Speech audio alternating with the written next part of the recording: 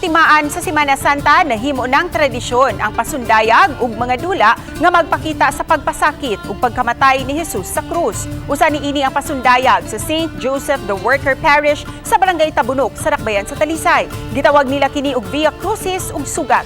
Ang Via Crucis ipahigayon sa Biyernes Santo nga magsugod sa Barangay Tabunok paingon sa Barangay Lawaan alas 7 sa buntag. Gipasabot ni Algin Abakita, ang direktor sa Via Crucis ug sa sugat, nga ang pasundayag usa ka musical play. Samtang ang sugat sa Kabanhawan magsugod sa alas 12 sa tungang gabii sa Abril 9 na. Tumong sa musical play nga makabig ang mga mosaksi niini aron mobiya sa sayop nga mga binuhatan ug magbag-o sa kinabuhi.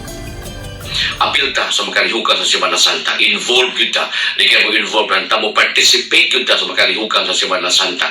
Daghan kayo ni mahitabo sa simbahan. Naghang nga tradisyon nga ito himuon niya ato yung apilan. Di lang ta mo tanaw, di lang ta mamina, kundi mo apil yun ta.